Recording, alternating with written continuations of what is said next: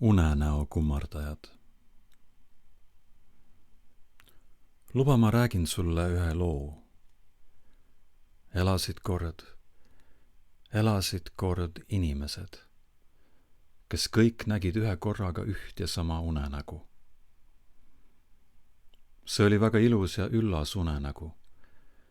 Ilusad ja üllad olid nii tema maastikud kui taevakaared, nii tema igastud kui igatsused, nii tema saladused kui avaldumised. Mitte keegi ei tundnud selles unenäos millestki puudust, sest kõik, kes seda nägid, olid ka ise lõputult üllad ja ilusad, sest ei kahelnud kunagi, et see unenägu võiks olla muud kui päris. Selles unenäos oli alati päev, sest päev oli ilus, öö aga mitte. Ilus ja üllas oli selles unenäos enne kõike kõigi unenägijate ühine tulevik, igikestev päev, mitte aga möödanikku jäänud pimeduse lugu. Mineviku lugu oli täis koledust ja kurjust, või nii vähemasti kõik unenäo nägijad uskusid. Unenägu oli parem kui minevik, kuskil kuklasagaras olid nad selles päris kindlad. Niisamuti kui olid kindlad, et kurjad ja koledad on kõik need, kes parajasti sama unenägu ei vaata. Sest miks oleks keegi, kellel südames headus, loobunud kaemas seda imetabast unenäolist vaatepilti? Vahel harva, väga harva, kuulsid unenäo nägijad aga siiski mingit kuuldust sellest, et neil on võimalik oma unenäost ka ärgata. Ega magadeski ei saa kõrvu ju päriselt kinni katta, kuskilt kolju õnarustest jõuab heli ikka pärale. Ja nii kaikuski vahel harva kuskil kauni unenäo taustal unenägijateni mingi ebamäärane hääl.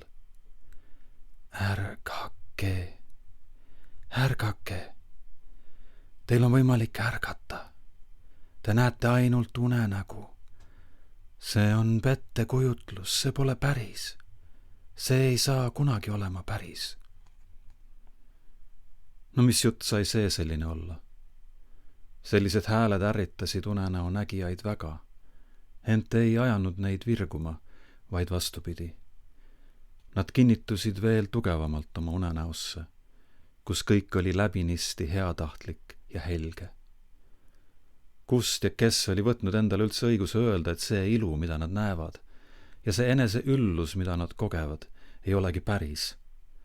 Mõelda vaid, selline jutt pidi olema vale.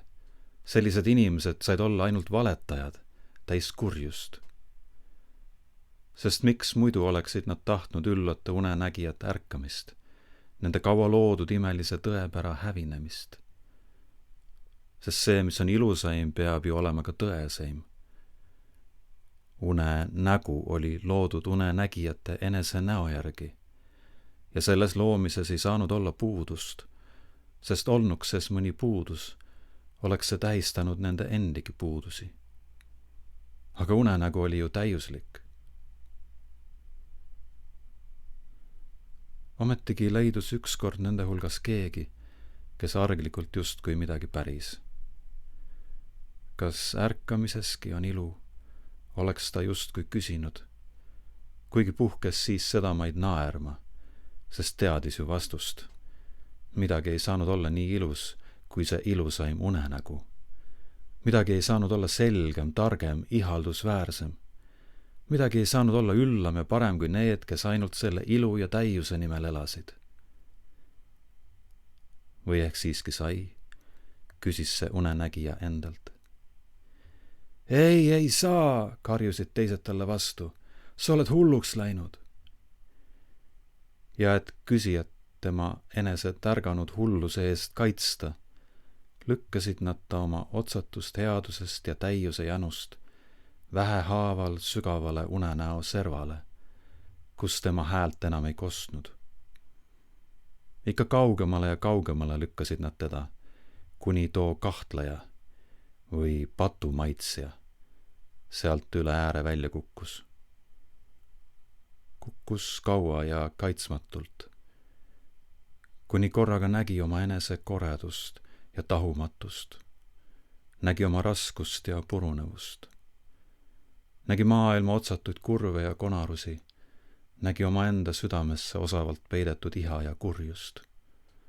Sedasama, mis oligi lubanud tal öelda, et tema on teistest õilsam ja väärivam, puhtam ja tõesem. Seda tunnistada oli hetkeks küll kurb, aga see kõik oli korraga ta jaoks ka seletamatult ülendav.